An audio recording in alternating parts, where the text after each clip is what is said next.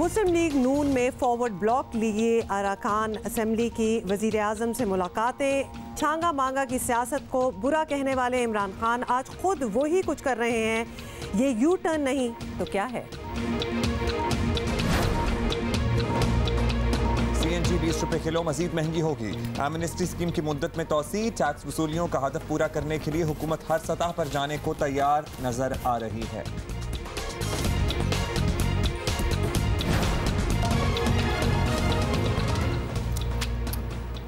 Alright, अच्छा जी, ये जो लास्ट बात हमने की है ना, एक्चुअली हम यही करना चाहते हैं जिस पे हम तफसीलन बात भी करेंगे कि हुआ क्या इंग्लैंड और इंडिया का जो मैच था, जो कल दोपहर को खेला गया, जो हमने देखा है कल, उसमें ऑब्वियसली उम्मीदें यही थी कि जो भी उम्मीदें थी उल्टा हो गया। तो लिहाजा इंडिया का इस मैच में, स्पेसिफिकली इस मैच में आके हारना, वो आई एम सॉरी टू से, I am not insinuating anything, लेकिन वो बॉडी लैंग्वेज से पता चल रहा था कि आज उनके लिए, यानी कल उनके लिए इतना इंपॉर्टेंट नहीं था जीतना।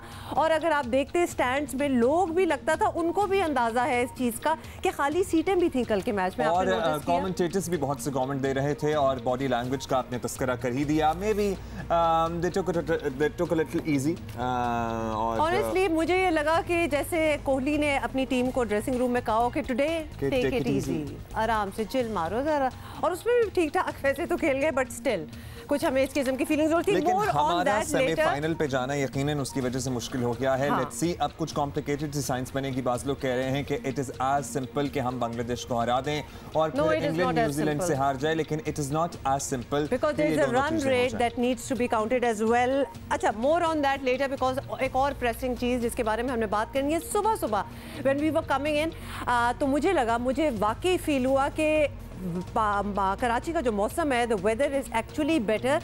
एक तो हवा जरा चल रही थी, Abdullah will might disagree with me there, हवा चल रही थी और बिल्कुल जैसे वो जैसे बारिश के होने वाला मौसम नहीं होता, कोई ऐसी फोरकास्ट नहीं है जिसमें ये कहा जाए कि बारिश होगी। नहीं, फोरकास्ट एक्चुअली है आज की, हाँ जी, कि 1 जुलाई से कराची में मॉनसून की बारिशें हो सकती हैं, लेकिन मुझे ऐसे कोई आसार नहीं लगे। ऑल्दो बाज मुख्तलिफ जगहों से शहर के जो लोग आ रहे हैं वो ये बता रहे हैं कि जनाब बूंदाबांदी के आसार थे, और कहीं कहीं तो आपको पता है ना, कराची में जब कहीं बूंदाबांदी हो जाए वो उल्टा जहमत बन जाता है, क्योंकि हल्की सी बारिश होती है, सड़क चिकनी हो जाती है और उसके बाद एक्सीडेंट्स का एक सिलसिला शुरू हो जाता है। चाहे वो बसें हों, चाहे वो गाड़ियां हों, चाहे वो मोटरसाइकिलें हों, किसी भी जगह से आप गुजरे जहां हल्की बारिश हुई हो या पानी पड़ा हुआ हो, यू नो कि यहाँ पे एक्सीडेंट्स हो सकते हैं। इसलिए all the people who are travelling right now, please be really careful. जहां आपको लग रहा है कि बारिश की वजह से सड़क थोड़ी सी डैम्प भी है, क्योंकि वो ग्रीस आ जाती है ना, ऑयल आ जाता है, दैट इज वेरी ट्रू, मतलब डेंजरस हो जाता है। देख, खुल के जब बारिश होती है देन इट्स ओके, लेकिन छोटी थोड़ी हो रही होती है वो जरा डेंजरस होती है। अच्छा, हम तो जहाँ से ट्रैवल करते हुए ऑफिस पहुँचते हैं, हम उसका आपको हाल बता रहे हैं।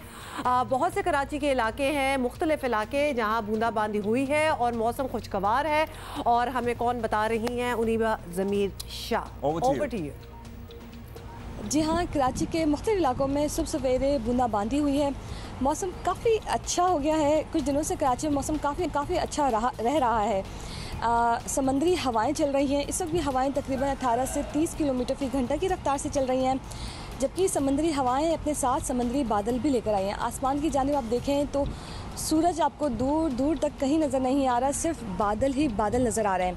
महकमा मौसमियात का कहना है कि आइंदा आने वाले दिन कराची में मौसम यूँ ही खुशगवार रहेगा। बूंदाबांदी का सिलसिला सुबह सवेरे और रात गए जारी रहेगा।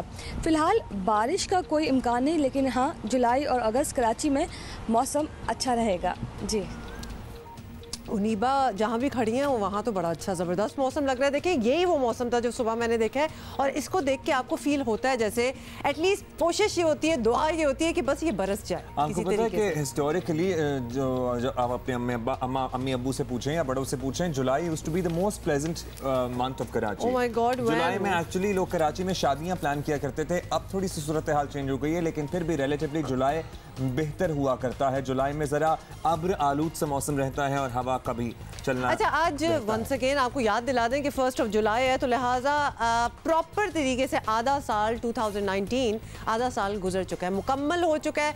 So if you had any things that you had planned और आपने सोचा था जी इस साल हम ये करके दिखाएंगे, वो तो आधा साल गुजर चुका है। आपको एहसास ही हम दिला दें, अभी भी बड़ा वक्त है, 6 महीने अभी भी रहते हैं। So something that you had made up your mind कि इसी साल होना है, स्टार्ट कर। मुझे तो एहसास पास ही अब हुआ है कि आधा साल भी गुज़र चुका है। मुझे एक्चुअली सुबह आगे बढ़ेंगे और कुछ सियासी बातें करेंगे। जनाब बताना आपको कुछ बिल्कुल जी, आपको बताएं कि मुस्लिम लीग नून के दर्जन भर मेंबरान जो हैं वो इमरान खान से मिल लिए और अपनी पार्टी में फॉरवर्ड ब्लॉक बनाने जा रहे हैं। तहरीक इंसाफ की जानिब से ये दावा जो है दावा फखरिया किया जा रहा है और छांगा सियासत को बुरा कहने वालों ने यहाँ भी यू टर्न ले दिखाया है। और आपको बताएं कि हफ्ते के रोज़ से ये खबरें गर्म थीं कि मुस्लिम लीग नून से ताल्लुक़ रखने वाले कई MPAs ने वज़ीर आज़म से मुलाकात भी की। तहरीक इंसाफ के रहनुमा इसे खुशखबरी करार देते रहे हैं और शेख रशीद ने तो कह दिया कि ये आगाज़ है, अभी तो MNAs भी आएंगे, उनका ये कहना था। एक दफ़ा सुन लें ज़रा। मेरा ख्याल है शहबाज शरीफ को शर्म आनी चाहिए कि उसकी भतीजी ने कब्जा कर लिया पार्टी पर। 9 MNA भी तैयार हैं, ये 20 भी हो सकते हैं, लेकिन बात सिटिंग MNA जो हैं वो अलाउ नहीं कर रहे कि उन लोगों को लिया जाए। वफाकी वज़ीर फवाद चौधरी कहते हैं कि मुस्लिम लीग नून शहबाज शरीफ और मरियम नवाज में बट रही है, इसी बेघरती पार्टी को लोग छोड़ रहे हैं। ये कोई छांगा मांगा की सियासत नहीं है। पॉलिटिकल पार्टीज हैं ये इस वक्त बिखरने के मोड में हैं और ये हमारी वजह से नहीं बिखर रही है, ना ही हम कोई रोल अदा कर रहे हैं, ना ही हम कोई उस तरह से कर रहे हैं कि छांगा मांगा में ले जाएं या फलानी जगह ले जाएं। हमने सिर्फ ये किया है कि हमने अपनी स्ट्रेंथ्स के ऊपर खेला। अपोजिशन के पास अपनी स्ट्रेंथ ही नहीं है, उनको समझ ही नहीं है कि उन्होंने करना क्या है। और आपको ये भी बता दें कि मुस्लिम लीग नून पंजाब के सदर राना सनाउल्लाह कहते हैं कि पार्टी का साथ छोड़ने वाले ये सब लोटे हैं, अवाम इनका किरदार याद रखेगी। और साबिक वज़ीर आज़म शाहिद खाकान अब्बासी ने भी इंतहाई सख्त अल्फाज इस्तेमाल किए। मैंने बात की है लोटे की और मैं बिल्कुल ये बतौर प्रेसिडेंट पाकिस्तान मुस्लिम लीग नून पंजाब ये कह रहा हूँ कि हम अपनी पार्टी का मैंडेट चुराने की किसी को जो है वो इजाज़त नहीं देंगे।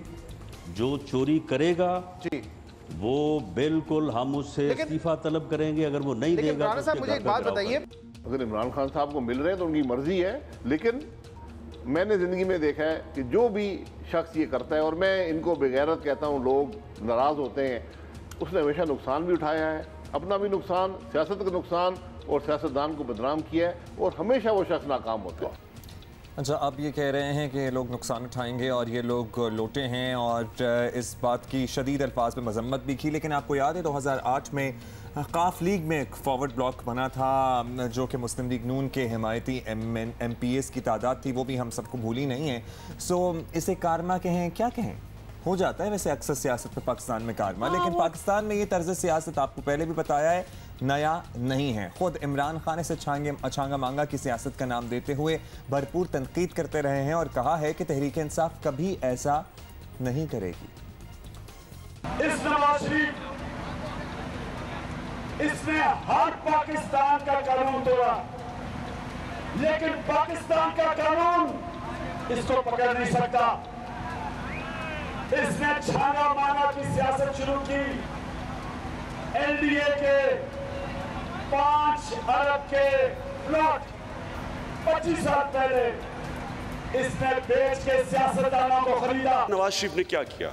छांगा मांगा, सियासत को खरीद और फरोख्त शुरू हो गई, वहाँ लफाफा जर्नलिज्म शुरू की, जजेस के ऊपर वो आपको पता है कि सूट केसेस। तो उन्होंने सिस्टम को समझ बैठे कि इस सिस्टम में हर आदमी की कीमत है, उसको कीमत दो, पावर में आओ, पैसा बनाओ, उस पैसे को इलेक्शन पे लगाओ, इलेक्शन कमीशन के लोग खरीदो, नादरा का लोगों को खरीदो, वापस पावर में आओ और पैसा बनाओ।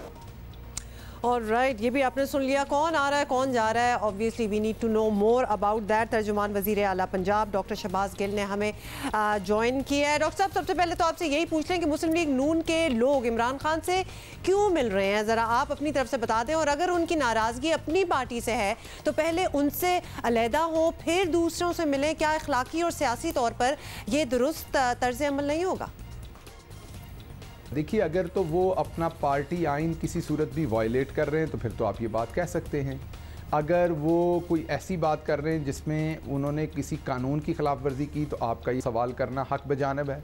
लेकिन अगर वो हुकूमत को मिलते हैं और हुकूमत अपनी राय देते हैं, अपने हलकों के बारे में राय देते हैं, तो ये उनका हक है। पूरी दुनिया में हिज़्ब इख्तलाफ के मेंबरान भी प्राइम मिनिस्टर्स के साथ और दूसरे लोगों के साथ मिलते हैं। अब यहाँ पे सिचुएशन बड़ी वाज़ेह है कि उनकी जो अपनी लीडरशिप है, एक तो उनकी बिल्कुल भी अवामी मसाइल पर नहीं है। अच्छा गिल साहब, तहरीक इंसाफ और ख़ास तौर पर इमरान खान हमेशा ये कहते रहे हैं, हमें अभी सुनवाया भी अपने देखने वालों को, कि छांगा मांगा तर्ज की सियासत कभी नहीं करेंगे। लेकिन इलेक्शन के बाद भी आपकी पार्टी में आज़ाद उम्मीदवारों की शमूलियत और अब फिर वही कुछ हो रहा है। तो ये हॉर्स ट्रेडिंग वाले दौर से पाकिस्तान कभी निकलेगा, नहीं निकलेगा, या आप इसे कोई और नाम देंगे? कि आप हॉर्स ट्रेडिंग कब करते हैं? जब आपको नंबर्स चाहिए होते हैं, जब आपके पास नंबर पूरे नहीं होते। आपके सामने कोई तहरीक अदम-ए-एतमाद नहीं है, कोई हमें ऐसा दरपेश नहीं। अभी एक दिन पहले हमने, अगर यही आज से 6 महीने बाद हम उनकी मुलाकात करवाते या आज से हफ्ता पहले उनकी मुलाकात करवाते तो आप ये सवाल रखने में हक बजानब थे। आपको लगता है इनका बजट पास नहीं हो रहा तो ये मजबूरी में कर रहे हैं। हमने आपको पंजाब असम्बली का 15 मिनट में बजट पास करके दिखाया, हमने फेडरल में भी आपको बगैर किसी प्रॉब्लम के बजट पास करके दिखाया। तो उसके बाद अगर मेंबरान हमें मिल रहे हैं तो इसका मतलब हम कोई हॉर्स ट्रेडिंग नहीं कर रहे, हम कोई अनएथिकल काम नहीं कर रहे, हम कोई इलीगल गैर आइनी काम नहीं कर रहे, हम किसी भी इखलाकी या कानूनी तकाजे के ऊपर कोई गलत काम नहीं कर रहे। बल्कि अगर उनके मेंबरान को तसल्ली है हमारी गवर्नेंस चाहते हैं तो मोस्ट वेलकम। शहबाज साहब, बिल्कुल आप ठीक कह रहे हो और आपने कह भी दिया कोई हॉर्स ट्रेडिंग नहीं हो रही। लेकिन आप ये बताएं कि अगर कुछ लोग अपने मफादात के लिए एक पार्टी से दूसरी पार्टी में जाते हैं तो कल वो दूसरी पार्टी से तीसरी पार्टी में भी जा सकते हैं, मतलब पॉसिबल तो है।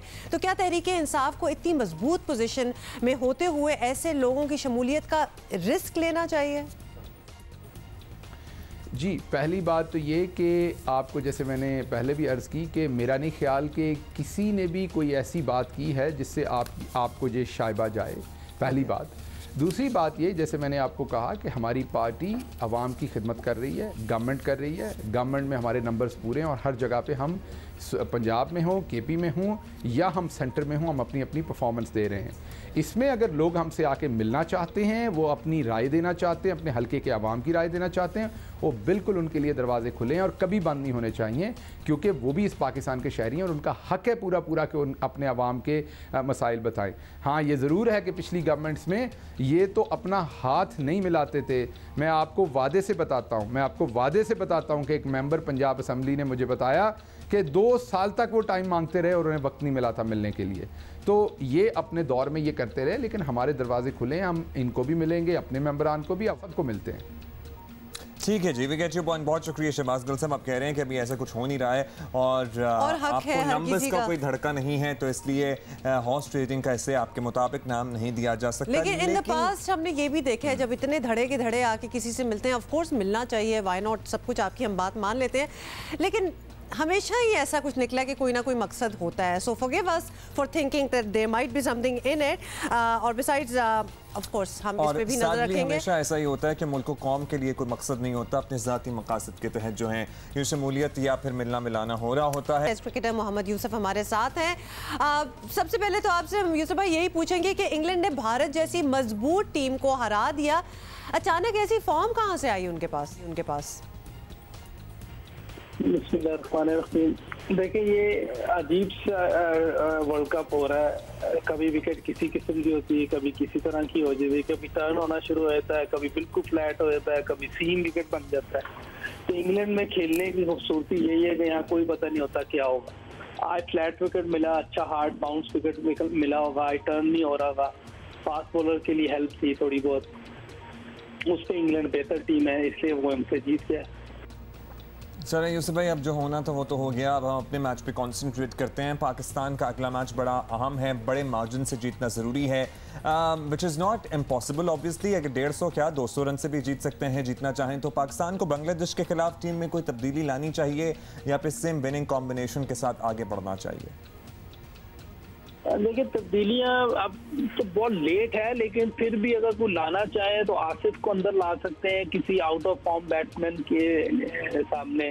जैसे अगर फखर जमान आउट ऑफ फॉर्म चल रहा है या उसकी सुना है मैंने कि ये जो हमारा आसिफ है ये भी डोमेस्टिक में ओपनिंग करता रहे, तो इसको भी चांस दे सकते हैं। लेकिन देखते हैं कि उनकी हिकमत अमली क्या होती है, यही हो सकता है। इसके अलावा तो मेरा बेंच पे कोई ऐसा बैट्समैन नहीं बैठा हुआ जिसको आप टीम में ला सकते हैं। यही एक चांस है क्योंकि ये तेज भी खेलता है, आपको रन रेट भी बेहतर करना है, तो इस तरह के बैट्समैन फखर भी तेज खेलता है। लेकिन फखर का यही है कि अगर वो चल गए, अब देखिए पूरा वर्ल्ड कप तो गुजर गया, अभी तक तो नहीं चले, आखिरी मैच है राउंड का, अगर वो कल चल जाए 5 तारीख को, या आसिफ को खिलाते हैं या क्या करते हैं, ये तो कैप्टन और कोचिंग स्टाफ का है को मिलके कैसी हिकमत अमली बनाते हैं। अब देखना ये है कि 5 को क्या होता है। अगर इंग्लैंड अगर अपना मैच न्यूजीलैंड से जीत जाता है तो फिर पाकिस्तान को रन रेट बेहतर करना होगा, रन रेट भी बेहतर करना और मैच भी जीतना है, दोनों चीजें करनी होगी।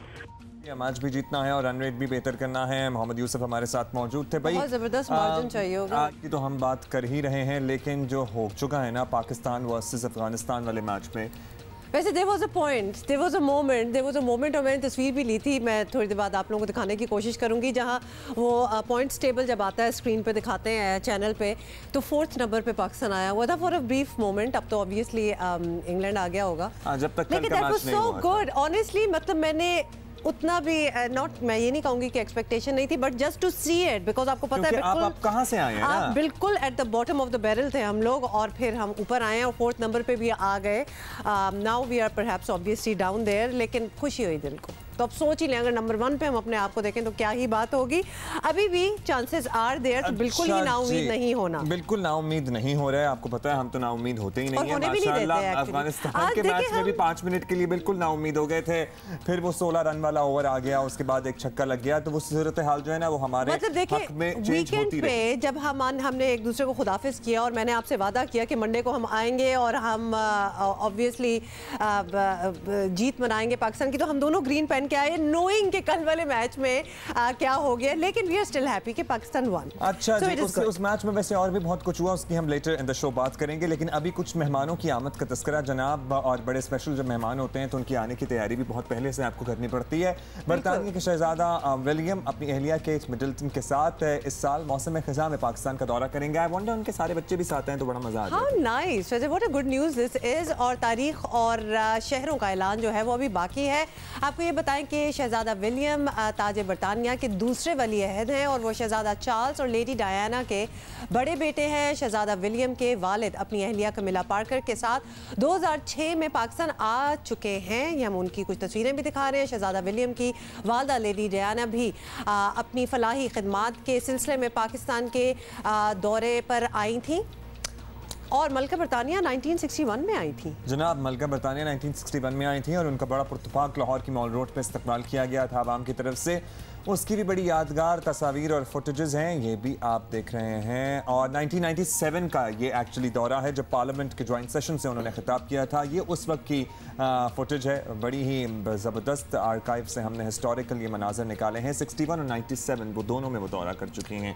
तो this is a very big deal Pakistan की, और लोगों की अभी भी बड़ी फैसिनेशन है लेडी डायना से तो बहुत ही। तो ऑब्वियसली फिर उनके बाद उनके बेटे प्रिंस विलियम की जब शादी हुई तो बड़ी धूमधाम से millions of people watched it on their screens. Pakistan में भी बहुत दुनिया ने देखा, तो definitely we are very happy that they are coming. अच्छा, जब हमारे किसी फेमस पब्लिक पर्सन, बेशक वो कोई पॉलिटिक्स में हो या किसी भी इंडस्ट्री में हो, उसकी शादी की जब कोई बातें हो रही होती है ना तो पूरी आवाम बड़ी एक्साइटेड हो जाती है, as if we are a part of it, as if we would be invited. लेकिन इनवाइटेड क्या, वो पब्लिक फिगर की जब शादी होती है ना तो ऑटोमेटिकली सारे एटलीस्ट सोशल मीडिया पे जो हाइलाइट्स होती है उनमें तो इनवाइटेड होते ही है ना, कोई रोक नहीं सकता। खातून की एज का तो मुझे पता नहीं, लेकिन लड़कों में अगर एज 30 क्रॉस कर जाए या 30 हो जाए ना तो फिर थरथली मच जाती है खानदान में। और मतलब है कि इमरजेंसी शादी कराओ, इमरजेंसी आप लिटरली इमरजेंसी नाफिज हो जाती है। 29 में भी किसी को टेंशन नहीं होती, 28 में भी किसी, 30 के लगते ही टेंशन होना शुरू हो जाती है कि भाई अब तो उम्र निकल गई है लड़के। बिल्कुल, तो लिहाजा लड़कियों के साथ जो नाइंसाफी होती है उनको ये कह के लड़के बेचारों के साथ भी हो जाती है। लेकिन हम बात किसकी कर रहे हैं आपको ये बता दें, बिलावल भुट्टो जरदारी ने शादी का इरादा कर लिया है, तो लिहाजा उनकी बात हो रही है और अब दुल्हन की तलाश जारी है। जरदारी साहब ने ऐलान कर दिया है इस बात का। जुमे के दिन पार्लियामेंट हाउस में सहाफ़ियों से गुफ्तगू करते हुए साबिक सदर आसिफ अली जरदारी ने बताया कि उनके बेटे बिलावल शादी के लिए मान गए हैं, लेकिन उनके पास वक्त नहीं, इसलिए लड़की हमें ढूंढनी है। हम जरदारी साहब ये कहते हैं कि वो अब आराम करना चाहते हैं, ये उम्र उनकी पोते पोतियों से खेलने की है, which is very right. Bilawal की शादी की बात पहली दफ़ा नहीं हो रही। ये सवाल आसिफ अली जरदारी के साथ बिलावल भुट्टो से भी बराह रास्त किया जाता रहा है, लेकिन चेयरमैन पीपल्स पार्टी अक्सर जब भी उनसे पूछा गया ना, बड़ा इंटेलिजेंटली इसे मजाक में उड़ा दिया करते थे। जरा सुन ले एक दफ़ा। एग्जैक्ट टाइम प्लान कर रहे हैं कि इलेक्शन के पहले या इलेक्शन के बाद या इलेक्शन कैंपेन के दौरान या इलेक्शन कैंपेन से पहले हम कब शादी करें, हम क्या एक शादी करें, ये 4 सूबे हैं तो हर सूबे से एक बीवी होना चाहिए, और ये इसका इलेक्टोरल इम्पैक्ट क्या होगा जब हमारा रिपोर्ट कंप्लीट हो जाता है, मैं आपके सामने पेश करता हूँ। बहुत ज़्यादा ऑफर्स है, बहुत ज़्यादा ऑफर्स है, और लेकिन मेरे बहनें जो हैं, जो भी औरत मुझसे शादी करती है उसने पहले दोनों बहनें को समझाना है कि तो ये बहुत बहुत मुश्किल टास्क होगा। मैं जानता हूँ कि मेरे बहनें लवली ब्यूटीफुल गर्ल्स हैं, इतना मोहब्बत करते हैं उनसे, मगर ये मुश्किल हो गया उस औरत के लिए।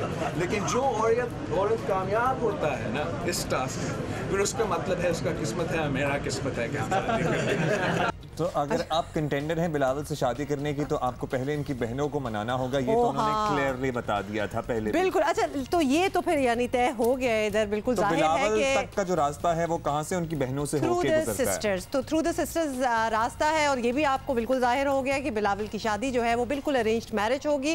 और अब देखना ये है कि भुट्टो जरदारी खानदान की नई बहू बनती कौन है और शादी होती कब है। हम बात करेंगे पाकिस्तान पीपल्स पार्टी की सीनियर रहनुमा सेनेटर सहर कामरान साहिबा हमारे साथ मौजूद हैं। उनसे जरा शादी की बातें भी वैसे करने में ना एंटरटेनमेंट सी हो जाती है कुछ, तो सहर साहिबा बहुत शुक्रिया। शादी that is look forward to. Sahar साहिबा बताइए कि जरदारी साहब ने तो ऐलान कर दिया है कि बिलावल की शादी के लिए अब उन्होंने कोशिश शुरू कर दी है, अब लड़की ढूंढनी है, तलाश जारी है। आप बिलावल की आदत और तबीयत से वाकिफ हैं, आपके ख्याल में बिलावल के लिए कैसी दुल्हन होगी जो उनके साथ सूट करे? मेरा ख्याल है कि बिलावल भुट्टो जरदारी ने खुद भी एक स्टेटमेंट के अंदर बता दिया था कि जो उनकी दुल्हन कैसी होनी चाहिए, तो जिसकी आदत में थोड़ा सा उनके साथ जो है वो चल सके, वो थोड़ा सा ह्यूमर भी हो, और स्पेशली उनकी बहनों के साथ निभा सके। तो मैं समझती हूँ कि वो लड़की जो कि इन तमाम खसूसियात पर पूरी उतरेगी, इंटेलिजेंट होगी, हमारे शहजादे के साथ अच्छी लगेगी, डेफिनेटली वो लड़की जो है वो बिलावल भुट्टो की दुल्हन बनेगी। ये आपने बड़ी ज़बरदस्त बात की है, ह्यूमर का जो आपने कहा है कि थोड़ा सा ह्यूमर होना भी ज़रूरी है, और नेचुरली ज़्यादा टाइम तो बहनों के साथ ही गुजरेगा, तो बहनों के साथ भी बननी चाहिए।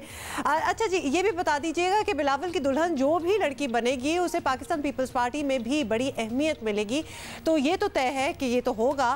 तो क्या यही बेहतर नहीं होगा कि सियासी पस मंज़र वाले ख़ानदान की कोई लड़की हो, कोई पॉलिटिकल फैमिली से कोई बहू बनाई जाए, तो बेहतर it will work out better?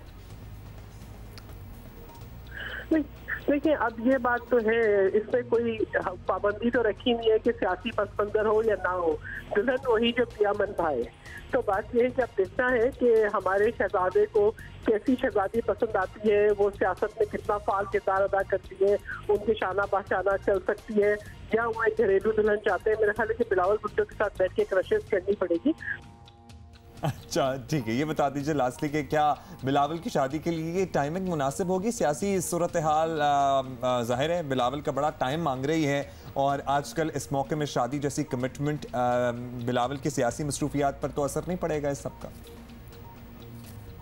देखिए, बात ये है कि ये तो वो देखेंगे बिलावल भुट्टो जरदारी के कौन सा टाइम जो है मुनासिब है। यकीनन इस वक्त चैलेंजेस बहुत ज्यादा हैं, लेकिन ये क्वालिटी होती है एक लीडर की कि वो अपनी ज़ाती जिंदगी और अपनी जो है वो सियासी जो मसरूफियात है उनके दरमियान एक बहुत अच्छा तवाज़ुन रखे। हमने ये चीज़ देखी थी बेनज़ीर भुट्टो साहिबा की जिंदगी में भी कि उन्होंने एक अच्छा तवाज़ुन जो है वो बरकरार रखा, और यही उम्मीद हमें बिलावल भुट्टो जरदारी से है। और आप ये देखेंगे कि जब वो शादी के शादियाने बजेंगे ना, तो शादियानियों की गूंज जो है वो पूरे पाकिस्तान में जाएगी, सब शामिल होंगे, और वो जो है मैं समझती हूँ कि उनकी किसी भी सियासी मसरूफियत के राह में रुकावट नहीं होगी। लेकिन बहरहाल वक्त का तयन जो है वो वक्त देख कर ही होगा कि कौन सा वक्त मुनासिब है।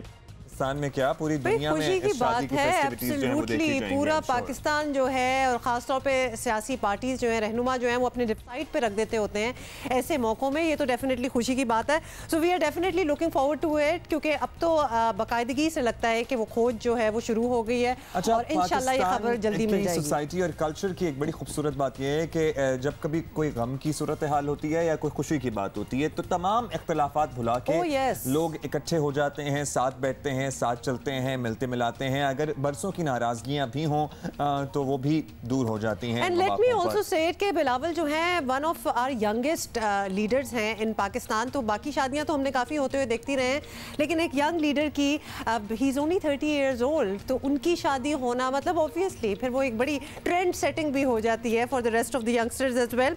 एनीवे, ये जब होगा तब हम बातें भी कर लेंगे। एक गुड न्यूज़ ये है कि वैसे तो अक्सर अफराद जो है वो सोशल मीडिया और मैसेजिंग ऐप्स पर बहुत ज़्यादा वक्त गुजारने को अच्छा नहीं समझते, मगर इस आदत का हैरान कुन फ़ायदा सामने आ गया है, और वो ये कि व्हाट्सएप पर वक्त गुजारना सेहत को बेहतर बनाने में मदद देता है। अब्दुल्ला, सोचा था कभी आपने? जनाब सोचा नहीं था, लेकिन एक्चुअली जब गौर किया गया ना तो फिर वाकई ऐसा लगा। एजहल यूनिवर्सिटी है, इसकी तहकीक में बात सामने आई है कि मैसेजिंग ऐप नफ्सियाती तौर पर आप पे बड़े अच्छे असरात मुरतब करती है, और एट टाइम्स अगर आप अपनी ज़िंदगी से भी इसे देखें, मवाजना करें, तो आप at times you are feeling lonely, you alone, या आप अकेले हैं घर में, कोई नहीं है बात करने वाला, तो आप व्हाट्सएप पे अपने दोस्तों या फैमिली या बेगम या अम्मी अब्बू या बहन भाइयों का जो सिबलिंग ग्रुप हर खानदान का होता है ना, वो तो होता ही होता है। अगर आप बात शुरू कर दें तो आपको वो अकेलेपन का एहसास कम हो जाता है, और आपको जो तन्हाई का एहसास है ना उसके कम होने की वजह से आपके जहन पे भी अच्छा, मुझे हंसी इस बात की इसलिए आ रही है, बात आपने ज़बरदस्त की है कि that is like thank God के व्हाट्सएप जैसी कोई चीज़ है कि आप अपनी फैमिलीज़ के साथ इन टच रह सकते हैं एनी मोमेंट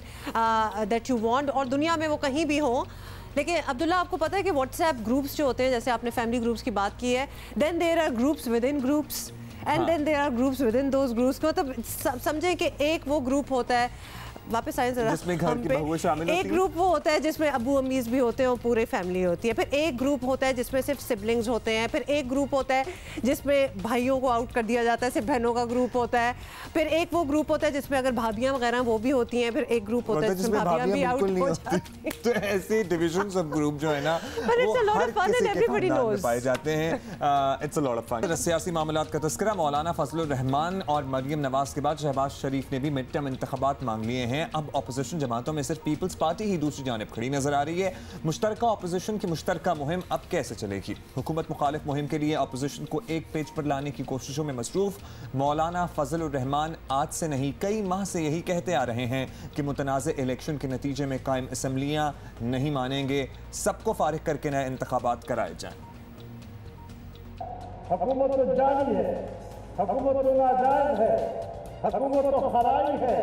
इस हुकूमत को तो हम जिम्मेदार समझ रहे हैं, जो इस मुल्क की मईशत को तबाह करने की जिम्मेदार है। वो मईशत के हवाले से कोई नया निसाब देने की कोशिश में है, तो इस सलाहियत से आ रही है। ये चीजें इस मुल्क में नया इलेक्शन कराओ, मुनसिफाना इलेक्शन कराओ। मुस्लिम लीग नून की नायब सदर मरियम नवाज भी इसी बात की हामी नजर आती हैं। जिस शख्स ने मईशत का बेड़ा गर्क किया, जिस शख्स ने पाकिस्तान को की मईशत को तबाह और बर्बाद किया, जो जाली तरीके से इक़्तिदार में आया, वोट चोरी करके इक़्तिदार में आया, जो चोर दरवाजे से इक़्तिदार में आया, आप उसके साथ किसी किस्म का ना कोई बातचीत करनी चाहिए, ना किसी किस्म का कोई मिसाक करना चाहिए।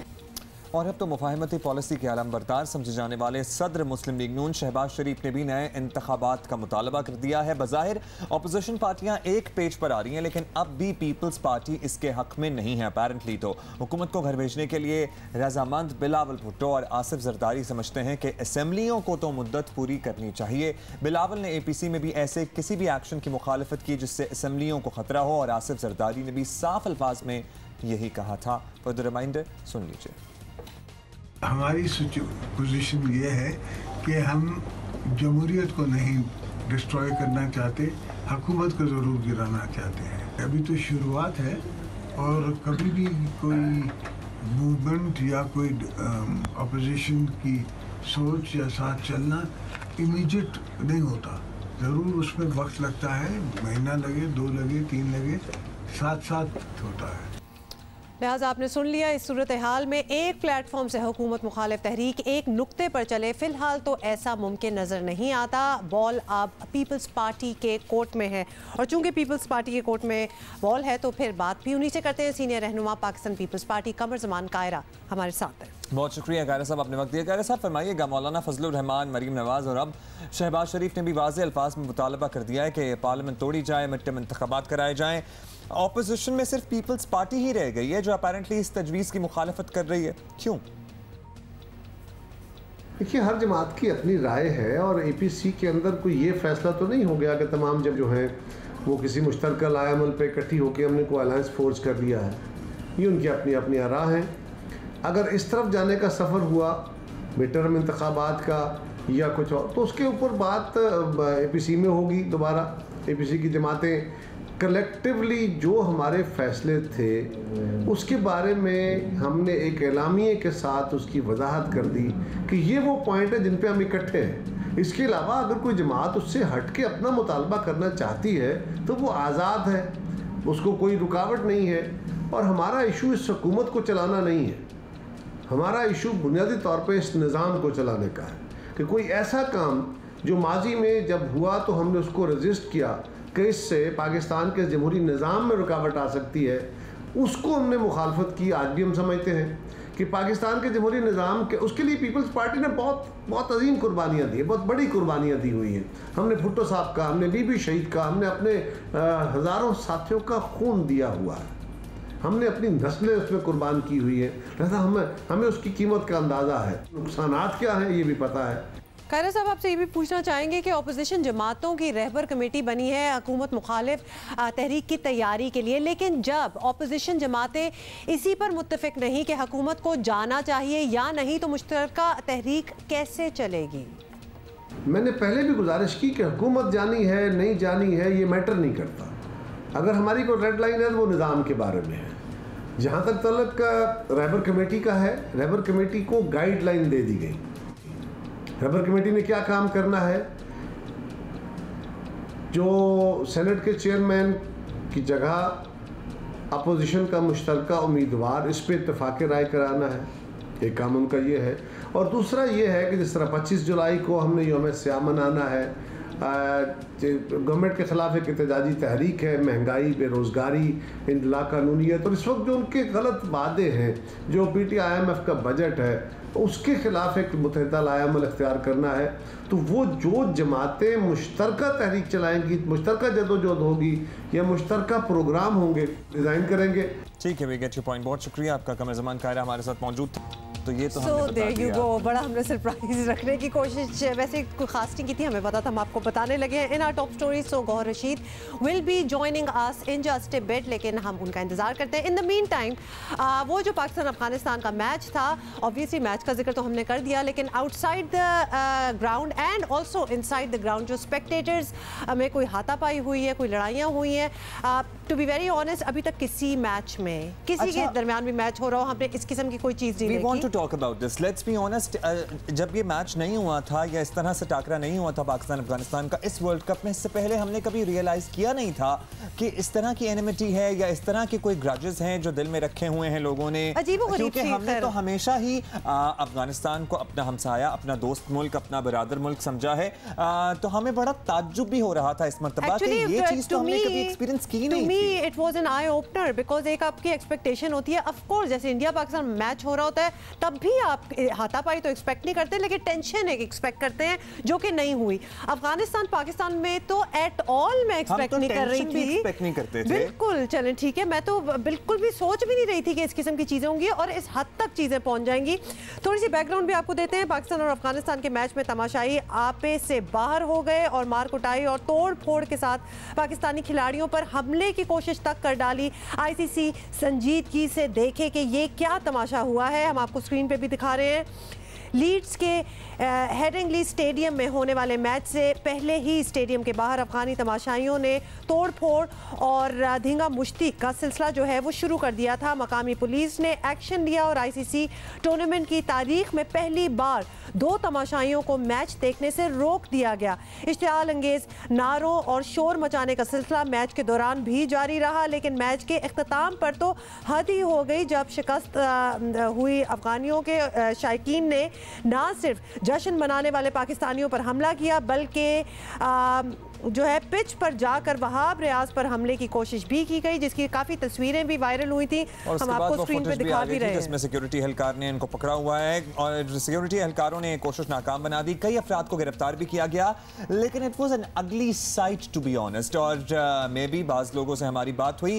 अफगान बाशिंदों की अगर बात करें, अफगान भाइयों की अगर बात करें, तो हमारी सोसाइटी में रहते हैं, बसते हैं, हमारे दोस्त हैं, हमारे जानने वाले हैं, हम इनसे कारोबार करते हैं, हम इनसे चीज़ें खरीदते हैं। कितने अफगानी हैं जिनको आप भी जानते होंगे, जिन्हें हम भी जानते हैं। और कुछ लोगों से मैंने इस मैच के बाद ये डिस्कशन भी की कि भाई इतनी कब से हमारी आपस में लगना शुरू हो गई। उन्होंने कहा मे बी कि जो other side of the border पे अफगानी रहते हैं वो अभी नए हैं इस गेम में, या फिर जो बाहर मूव हो जाते हैं, जो इंग्लैंड मूव हो जाते हैं। तो हाई टाइम के वो गेम के कुछ असूल होते हैं, कुछ एथिक्स होते हैं, वो भी सीख ही लेने चाहिए। देखिए पॉलिटिकल सतह पे जो भी हो रहा हो, एनिमोसिटीज हो रही हो, चीज़ें वर्कआउट कर रही हैं, नहीं वर्कआउट कर रही हैं, वो एक और चीज़ होती है।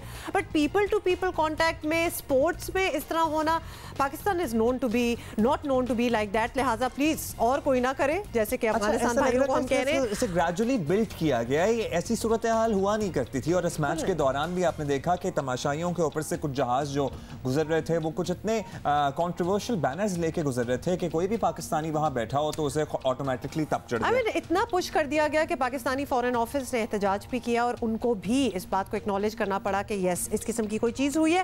खैर इंग्लैंड में जी टीम के साथ मौजूद नुमाइंदा जियो न्यूज़ सुहेल इमरान ने हमें ज्वाइन किया है और उनसे अभी हम पहले तो बात कर लेते हैं कि एक्चुअली उधर हुआ क्या है। सुहेल बहुत शुक्रिया। सुहेल बताइएगा, हफ्ते के रोज़ पाकिस्तान अफगानिस्तान के मैच में अफगान तमाशाइयों ने जो रवैया रखा, जाहिर है वो अफसोसनाक भी है, शर्मनाक भी है। जब ये मैच जो हुआ तो इसमें पहले से ही हालात ऐसे ही ख़राब थे या दौराने मैच किसी ने ठीक करने की कोशिश की? What actually went wrong? या ये एक्सपेक्टेड था? क्योंकि हमारे लिए यहाँ बैठे हुए एक्सपेक्टेड नहीं था। ग्रेजुअली सोशल मीडिया पे ये हवा बनना शुरू हुई और देखते देखते वीडियोस आना स्टार्ट हुई कि देखो इधर क्या हो रहा है।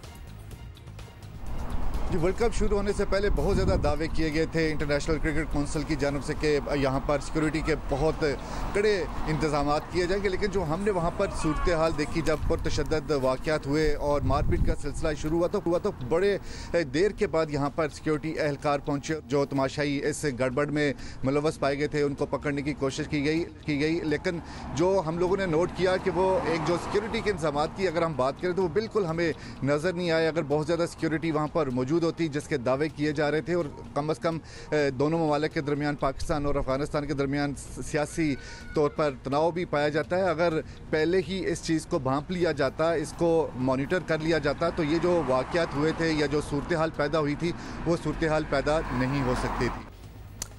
बहुत ही बड़े डिस्टर्बिंग इमेजेस थे। मैं तो इमेजेस साथ में देख रहा था कि अब अपने मुल्क का इतना इमेज कितना खराब कर सकते हैं। इतना गुस्सा मतलब क्यों भाई, क्या हो क्या गया है?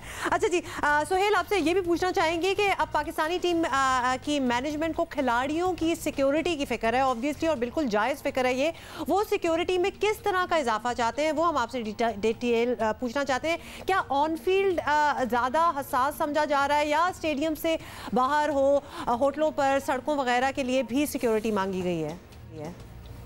स्टेडियम के अंदर और स्टेडियम के बाहर तो इस तरह के वाक़यात हुए और उसके बाद जब मैच ख़त्म हो गया था तो आसपास के इलाकों में भी इस तरह के वाक़यात रिपोर्ट किए गए हैं कि वहाँ पर दोनों फैंस के दरमियान लड़ाई झगड़े होते रहे, क्योंकि पाकिस्तान क्रिकेट बोर्ड ने सिक्योरिटी के हवाले से डेफिनेटली बात ज़रूर की, अपने खदशात का, तहफ़्फ़ुज़ात का इजहार किया है।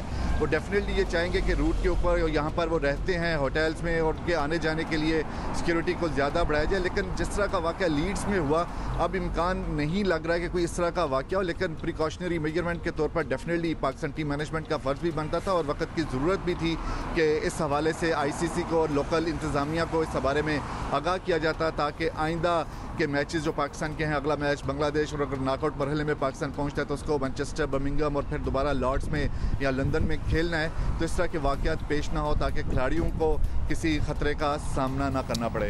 इमरान हमें अपडेट कर रहे थे वहाँ से, और ये जो मनाज़र आप देखें, बड़ा ताज्जुब भी हो रहा था, बड़ी हैरानी भी हो रही थी कि भाई क्या हो गया है कि it is just a game. और पाकिस्तान और भारत का जो रिवायती हरीफ हैं उनके मैच के दौरान इस किस्म का कोई मंजर आप नहीं देखेंगे। उनकी तो उल्टी वीडियोस आ रही हैं, इन द सेंस कि इतनी यकजहती है अमंग्स्ट द फैंस, इंडियन और पाकिस्तानी जो वहाँ रहते हैं, कि जो भी जीता जो भी हारा वो साथ मिलके जश्न मना रहे हैं। मतलब इस किस्म की conscious about its own countries image कि वहाँ पे बाहर के मुल्क में किसी बैठे हुए ये तो बिल्कुल ही करने का कुछ सोच नहीं सकता।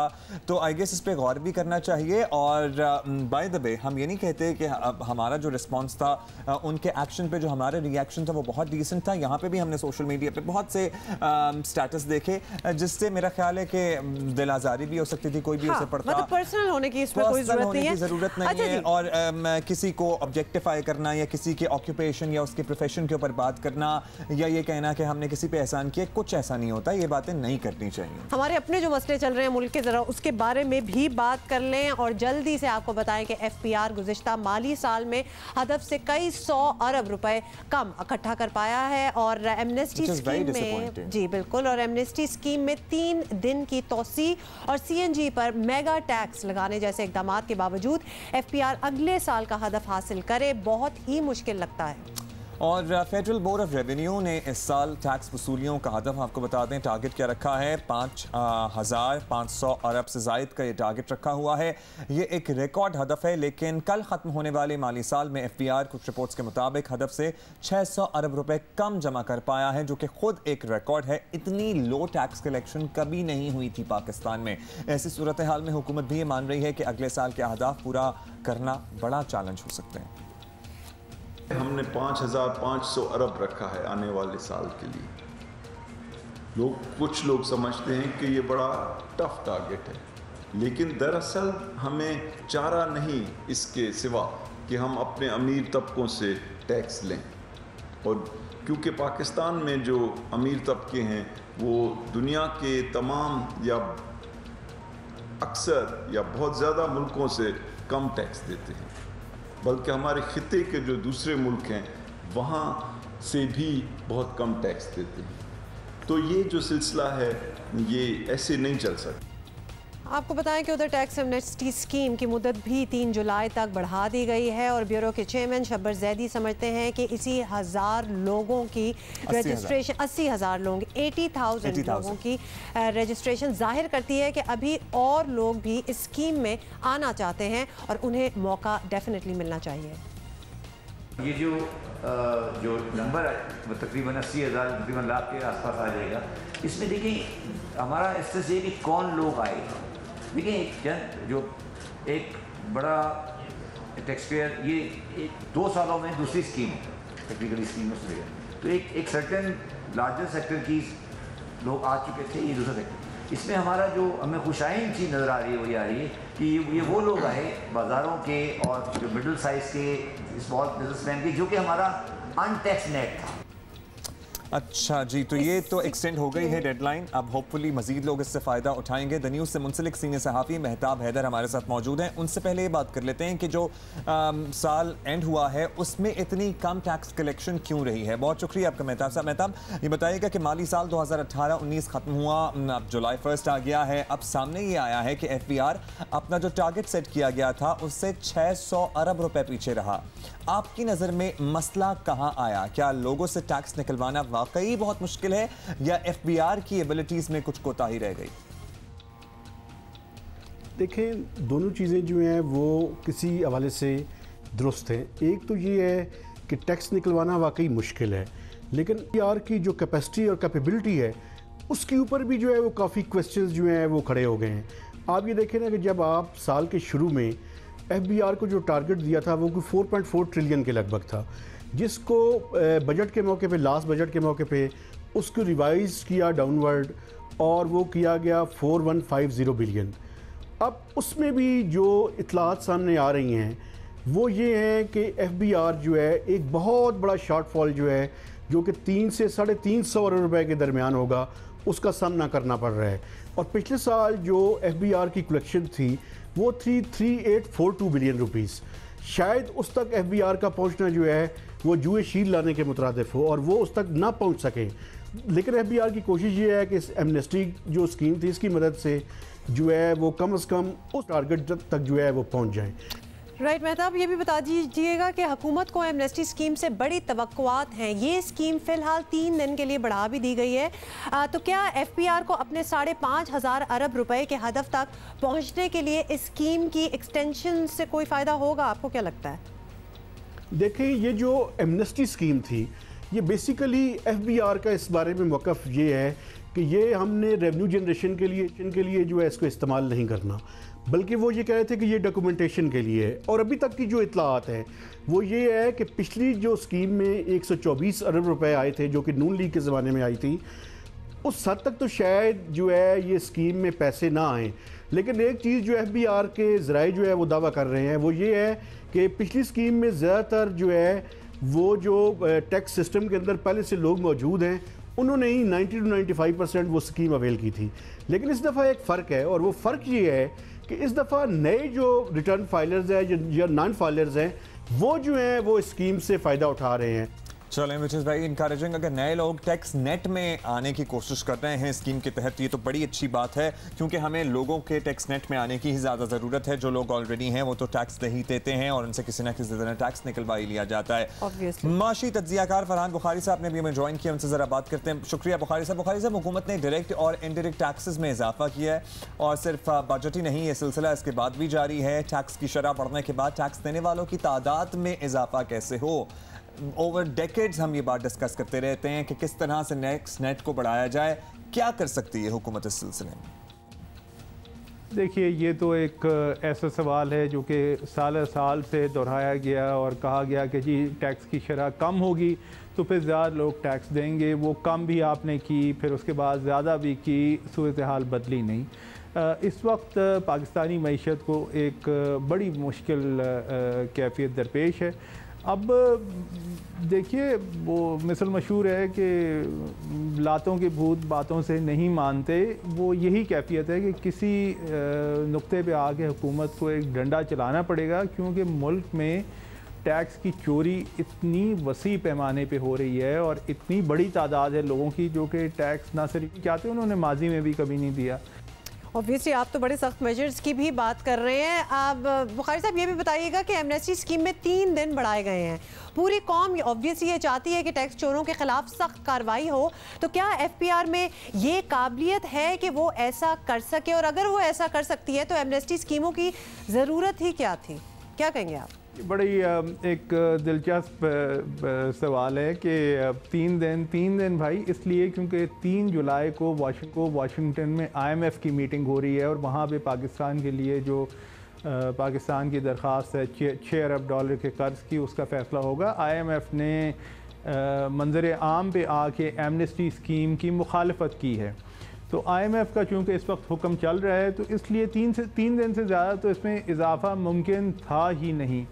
अब आगे ये तो बार बार ये कहा गया है और कई हलकों से ये बात उठी है कि भाई ये एमनेस्टी स्कीम्स तो होती इसीलिए हैं ताकि लोगों को जिन्होंने टैक्स ना दिया हो, जो कि टैक्स की चोरी करते आए हों, उन्हें आपने थोड़ा सा आप मौका दे देते हैं, वो अपना कुछ थोड़ा बहुत दे दिला के और अपनी जो काला धन है उसको कानूनी बना लेते हैं और फिर उसके बाद वही नशिस्तन गुफ्तन बर्खास्तन वही कैफियत रहती है।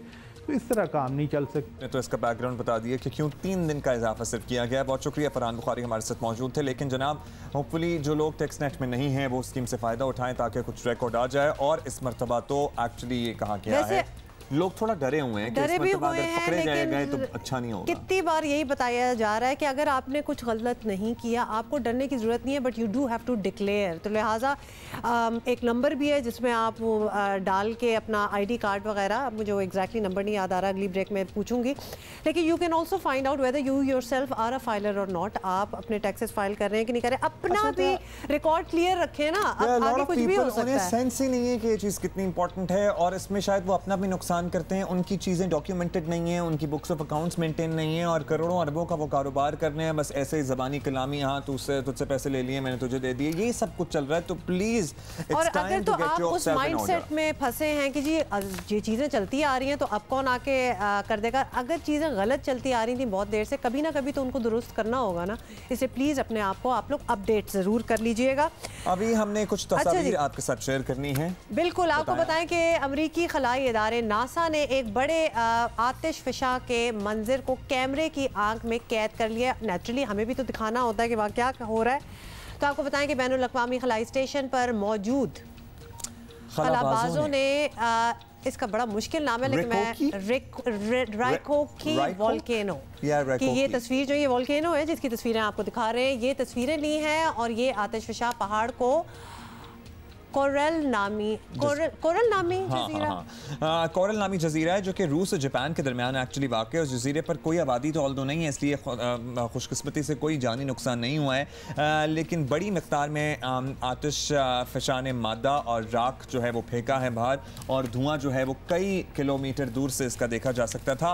और आखिरी मरतबा 1924 में इस आतिश फ़शान इस वोल्केनो ने लावा उगला था और अब 95 ईयर्स के बाद, ऑलमोस्ट अ सेंचुरी के बाद इसने अपना आपको दोबारा एक्टिव करके जागा है जैसे कहते हैं ना। और ये दूर से एक्चुअली इन तस्वीरों की खास बात क्या है कि ये खला में से ली गई हैं, ये दुनिया के बाहर से ली गई हैं। तो आप जब दुनिया के बाहर से इस मंजर को देख रहे हैं तो हाँ, दुनिया के बाहर से आप ये मंजर देख रहे हैं तो आपको रात के औकात में जब सूरज की रोशनी नहीं पड़ रही तो वो बिखरा हुआ जैसे कहते हैं ना, जब आतिशबाजी होती है तो उसके बाद जो वो रोशनी जमीन पे बिखर जाती है वैसा मंजर लग रहा था। मतलब थैंकफुली कि कोई जानी नुकसान नहीं, वहाँ कोई रहता भी नहीं है, तो लिहाजा आपके लिए तो एक बस ये एक विजुअली इफेक्ट है ना देखने के लिए। ये विजुअली इफेक्ट ये दूर से ही है, अगर आप करीब से जाके देखेंगे तो करीब से नहीं देख रहे ना, नासा की उस दूरबीन से देख रहे हैं तो वहीं से तो तस्वीरें ली गई हैं। लेकिन ऑब्वियसली इसका एक बुरा मनफी इफेक्ट एनवायरनमेंट पे भी होता है जब इस किस्म की धुएं सारे उठते हैं। ओके जी, we need to move on और जल्दी से जी आब्दी साहब हमें ज्वाइन कर चुके हैं और आब्दी साहब से बजट के हवाले से ही और एजुकेशन का कितना हिस्सा है और कितना कम किया गया इस हवाले से आब्दी साहब आपसे। ऑपोजिशन लीडर ने भी बड़ी धुआंधार तकरीर की थी सिलसिले में जो स्कॉलरशिप्स वगैरह खत्म होने की बात हो रही थी ना। कांट बिलीव, सोचें जो लोग बीच में फंसे हुए हैं जो बच्चे। एनीवे आब्दी साहब अस्सलाम वालेकुम, क्या हाल है आपका? आब्दी साहब आपके लिए आज जो सवाल है वो ये है कि गुज़िश्ता माली साल के एजुकेशन बजट के मुकाबले में मौजूदा तालीमी बजट में वफाकी हुकूमत ने 20% की नुमाया कमी की है, तो इस फैसले को आप कैसे देखते हैं? एजुकेशन बैकबोन होता है नेशनल डेवलपमेंट का, अगर हम उसी को बेहतर नहीं करेंगे तो ये हम आगे जाके क्या करेंगे और नतीजतन उसके जो असरात हैं वो जो हैं वो अच्छे बेहतर नहीं होंगे, हमारी मईशियत पे, हमारी सोशो और इकनॉमिक डेवलपमेंट के ऊपर भी नहीं होंगे। तो ये बड़ा इम्पॉर्टेंट एक इशू है जिसको देखना पड़ेगा और इसको मेरा ख़्याल है कोई ना कोई इसके अंदर रिवीजन अगर पॉसिबल है, जो कि मुझे नज़र तो नहीं आता, लेकिन बहरहाल ऑल द पंडित्स और जितने एजुकेशनिस्ट हैं और जो सीनियर पॉलिटिकल लीडर्स हैं उन्हें बैठ के ये फ़ैसला करना पड़ेगा कि एजुकेशन के साथ क्या किया जाए, क्योंकि इस किस्म के बजट ज़्यादा होने वाला नहीं है। This needs to be looked into। बहुत शुक्रिया आपका आब्दी साहब, गुजारा तो आई एम श्योर नहीं होने वाला, लेकिन क्या करें मुल्क की हालात ही कुछ ऐसे हैं, कुछ ऐसे सख्त मेजर्स लेने पड़े। पहले आपको पता है एजुकेशन में कुछ बहुत ज़्यादा ही फंड्स नहीं दिए जाते, तो अब अगर उसमें भी अगर कमी आ जाए, महंगाई तो आपको पता है किस तरह कहाँ से कहाँ जा रही है। हुकूमत इमरान खान साहब कहते हैं कि मुल्क चलाने के पैसे नहीं आए, वंडा क्या होगा। गैस की कीमतें होशरुबा इजाफा हुआ है जनाब। देखिए आपको बस ये बिलीव करना है somehow when things are out of your control you have to believe that there is a good plan out there और इंशाल्लाह बेहतरी आएगी। there is no other way to go। मतलब ये सोचना बहुत ज़रूरी है, इसलिए आप होपलेस ना हो। उसी प्लान बहुत बेहतर के तहत आप वाहिद वो उम्मीद की किरण होगी जिसके तहत आप जिंदगी गुजार सकते हैं, अदरवाइज तो सिर्फ डिप्रेशन ही है। वादा तो हमने किया था आपसे कि एक ज़बरदस्त स्टार से आपकी मुलाकात कराएंगे। इस वक्त पाकिस्तान की टीवी और फिल्म इंडस्ट्री में बहुत से स्टार्स मौजूद हैं, लेकिन उनमें से चंद ही ऐसे हैं जिन्होंने अपनी इनफरादियत, अपनी इंडिविजुअलिटी के साथ अपनी पहचान बनाई, अपना नाम बनाया। गौहर रशीद सर्टनली उनमें से एक हैं। आज हैं जियो पाकिस्तान के मेहमान। Welcome to the studios. Welcome Gohar, बल्कि गौहर को हम कहेंगे वेलकम अगेन, क्योंकि माशाल्लाह आप आते रहते हैं। हाँ, यू वेंट हियर, गौहर आए थे और अपने कॉलीग बिलाल के साथ भी आए थे। यू वर गोइंग टू, आपकी एक टीवी मूवी जो थी वो टेलीफिल्म आई थी लाल। बिल्कुल बिल्कुल, हमने उस पर बात की थी, हमने देखी और जबरदस्त It was very nice. बहुत अच्छी थी।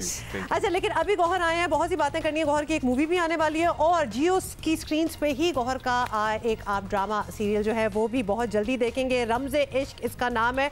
Gauhar, we have seen whenever you are on screen तो आपका कोई डिफरेंट सा रोल होता है, मतलब हट के आप जरा you stand out from the rest of the crowd. यही एक्सपेक्टेशंस हम रखें रमज़े इश्क से? हाँ जी, to a very large extent, because mummy like as we were talking earlier, काफ़ी अरसे के बाद आई डिड अ ड्रामा और इसके अंदर जो कैरेक्टर है it is very multi dimensional. So for an actor मेरे लिए यही बहुत इंट्रीगिंग पार्ट होता है कि what's the challenging bit in it, linear characters play करना मेरे लिए पर्सनली बोरिंग हो जाता है। सो येस, जो इसके अंदर कैरेक्टर है वो बहुत that will surprise you, that will make you hate him, that will make you love him. So it has अच्छा, दोनों एलिमेंट्स आ जाते हैं। Yes, again. तो मैं इसमें आने वाला था कि आपने ज़्यादातर जो किरदार किए हैं टेलीविजन पे उसमें ज़ाहिर है नेगेटिव एलिमेंट बड़ा हावी होता है और उसमें आप कुछ ना कुछ बुरा ही कर रहे होते हैं माशाल्लाह। तो इसमें तो हम ये वैसे डिस्क्लेमर में याद दे दूं और शायद मैं गौहर की साइड ले रही हूँ, लेकिन बहुत से एक्टर्स से हमने ये सुना है कि जो नेगेटिव कैरेक्टर्स होते हैं they are more interesting from a professional point of view to play. Yes. कि बड़े उसके शेड्स होते हैं। Do you feel the same? Totally agree with that. क्योंकि नेचुरली आपका हीरो सिंपल लिखा जाता है कि वो अच्छा बंदा है, वो अच्छे काम करेगा और वो एंड में ही will save the day. So सारी जो स्टोरी ड्राइव करने वाला जो बंदा होता है वो विलन ही होता है, बर्बाद करने वाला सारी। But anyways, I mean answering to your question कि मेरे जो मोस्टली जो कैरेक्टर्स होते हैं उनके थोड़ा सा एक नेगेटिव आंसर होता है। इसके दो रीजंस हैं। Number one, and I would like to say this on television के, number one, I think it's high time that our industry should evolve and understand कि stereotype और typecast मत करें। बिल्कुल, बहुत अच्छी आपने बात की। यही मेरा अगला सवाल जहन में पहले से आया हुआ था कि आपको लगता है कि अब आपको stereotype और typecast करना शुरू कर दिया है लोगों ने? 100%। कि यानी कि अगर आप एक किरदार अच्छे तरीके से कर सकते हैं, कोई भी एक्टर अगर एक किरदार अच्छे तरीके से कर सकता है, इसका मतलब ये नहीं कि सिर्फ वो ही अच्छे तरीके से कर सकता है।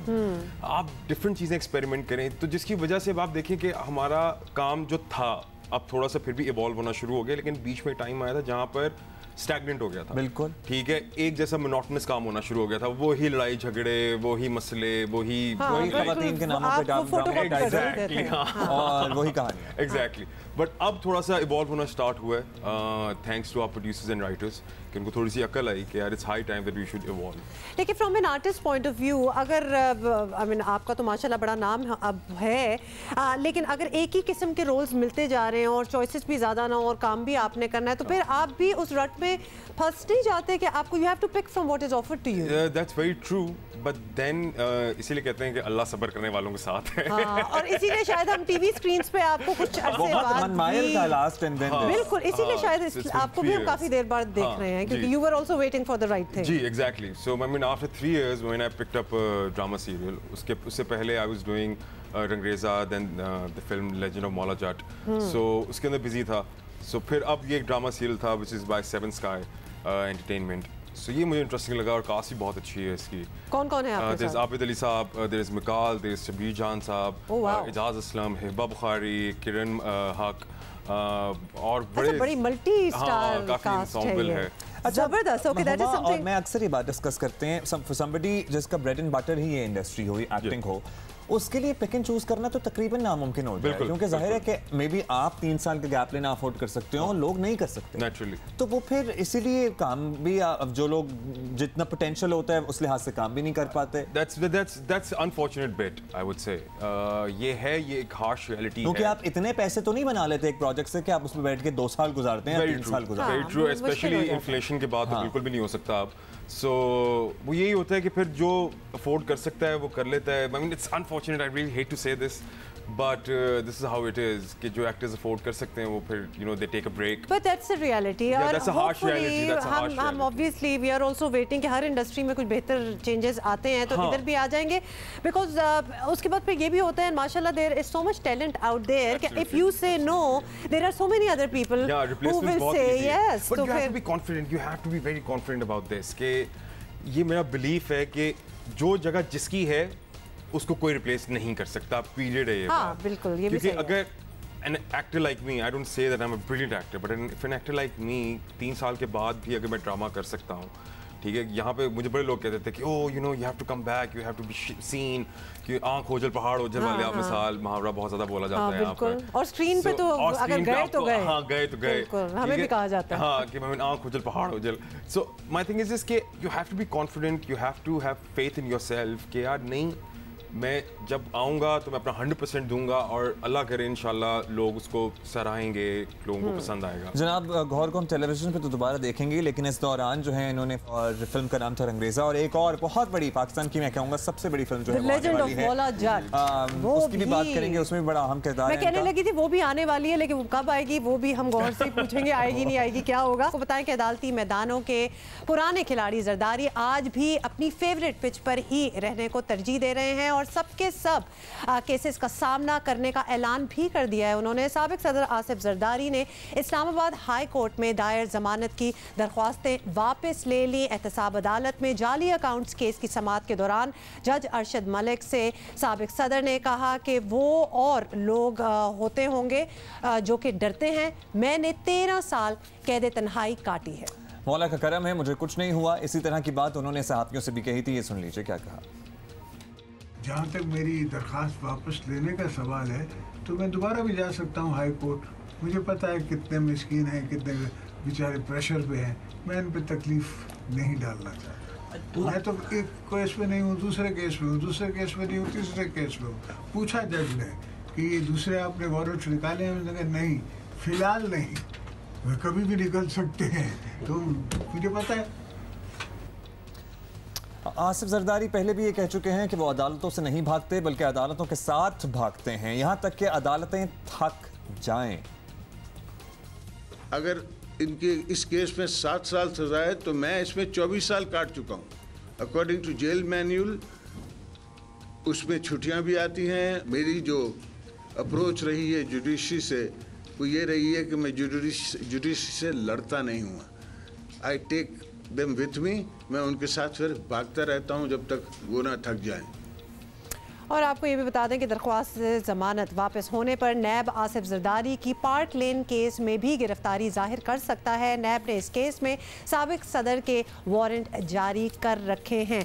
अब what all does this mean, ये भी हम ज़रा पता करेंगे और माहिर कानून इरफान कादिर हमें ज्वाइन कर चुके हैं। इरफान साहब, क्विकली आपसे जानना चाहेंगे सबसे पहले तो कि टाइम्स हैव चेंज्ड। जरदारी साहब ने कुछ रोज़ पहले अपनी ज़मानतें मनसूख कराई, ऐलान किया कि वो हर मुकदमे का सामना करेंगे, लेकिन इस मरतबा केसेस की नौयत कुछ मुख्तलिफ है। आप ख्याल में उल्टा पड़ सकता है उन्हें ये सब कुछ? जी, मैं समझता हूँ कि जरदारी साहब का मौक़िफ़ जो है उन्होंने जो अपनाया है उसकी बहुत सी वजूहात हैं, और एक वजह तो ये है कि चंद दिन पहले एक स्टेटमेंट मंसूब की गई थी चेयरमैन नैब से। मैं ख़ुद ये नहीं कह सकता कि चेयरमैन नैब ने ये स्टेटमेंट दी है कि नहीं दी, लेकिन जो मंसूब स्टेटमेंट थी उसमें जरदारी साहब के बारे में ये इम्प्रेशन दिया गया था जैसे वो बहुत घबराए हाथ से।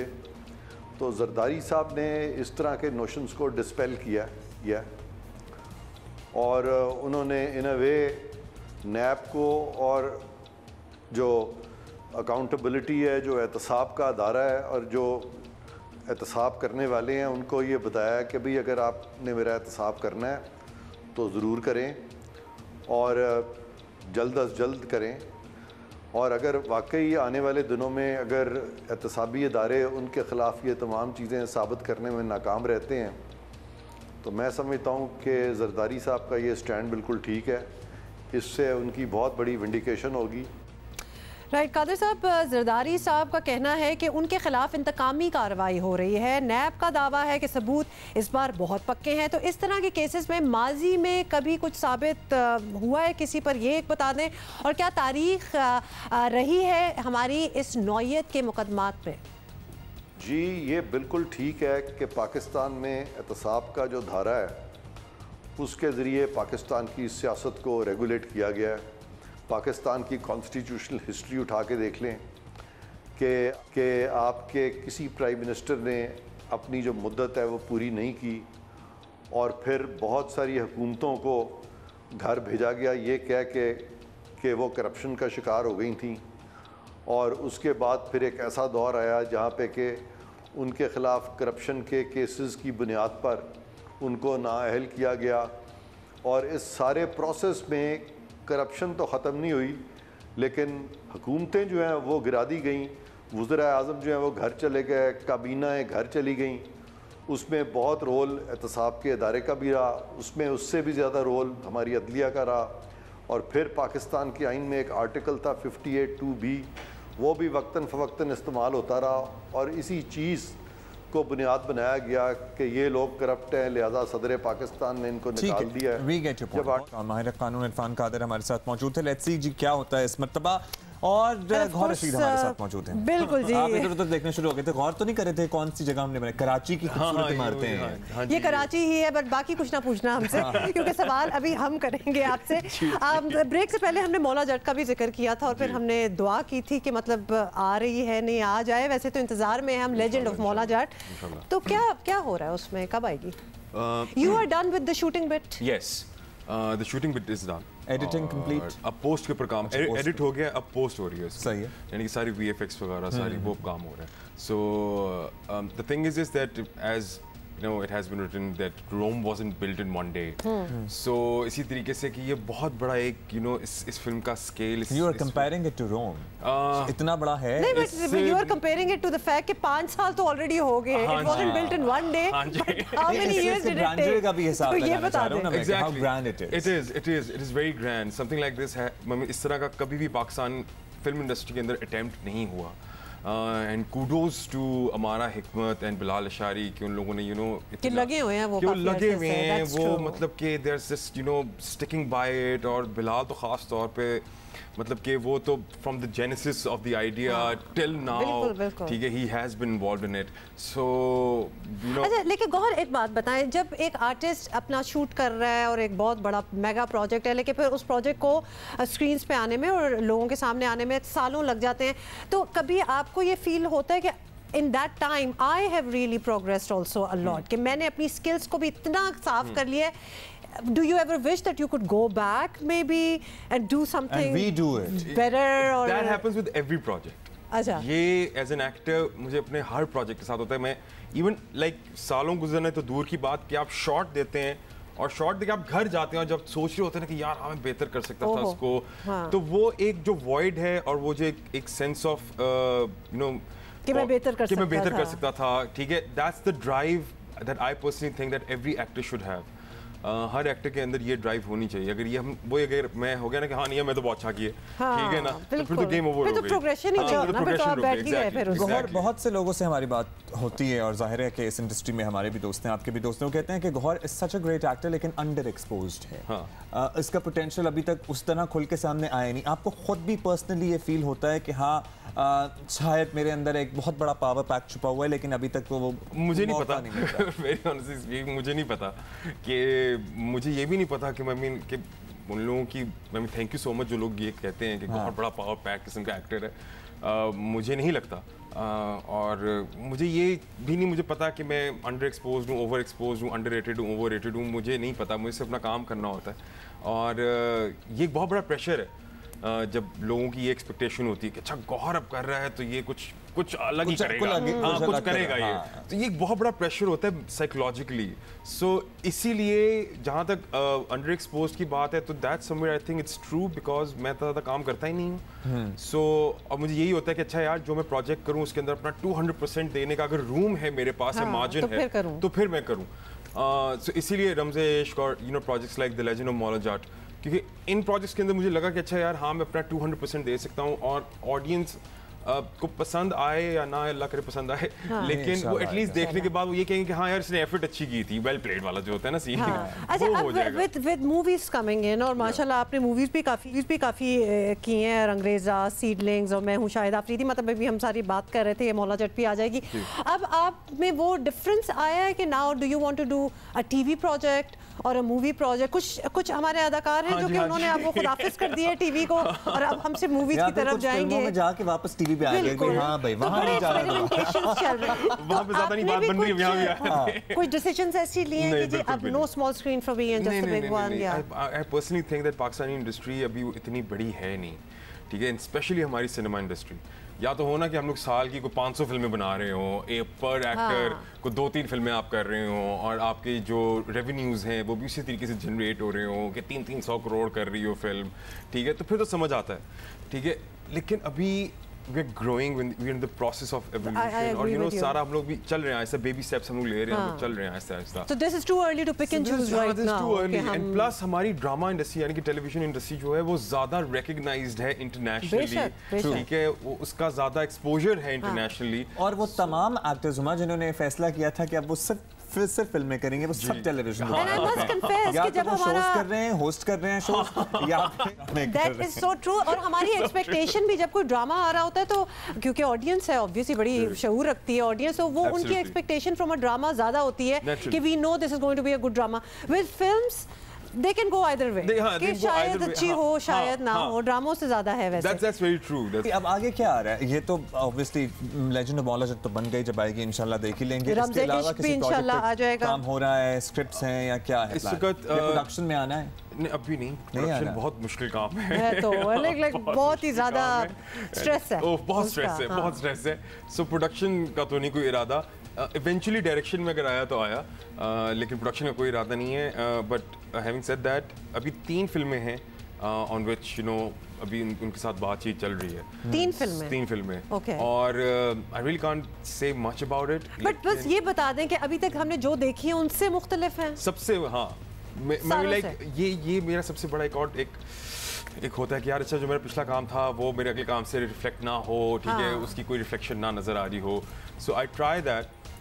तो जो आगे भी जो 3 फिल्मों में बात हो रही है अभी तक, उनसे भी पता नहीं मैं कितनी करूँगा, शायद 1 करूँ, तो वो बहुत डिफरेंट है, वो बहुत डिफरेंट है। Okay, then I must say that we are looking forward to that क्योंकि अभी रमज़े इश्क as well we are looking forward to बिल्कुल ये तो जियो की स्क्रीन्स पे आप लोग देख ही लेंगे। So this is something that you can already आना शुरू हो गए हैं तो हम तो देखेंगे ही, और आप अपना फीडबैक गौर को भी दे सकते हैं। आई एम श्योर कि ये अपने फैंस से इन टच रहते हैं। जी बिल्कुल, बहुत ज़्यादा जबरदस्त। Gauhar, thank you so much for coming here and best of luck with all that you do. We are looking forward to Ramze Ishq and I am sure you guys are also, और we are looking forward to see you again tomorrow inshallah. See you, have a great day. Bye.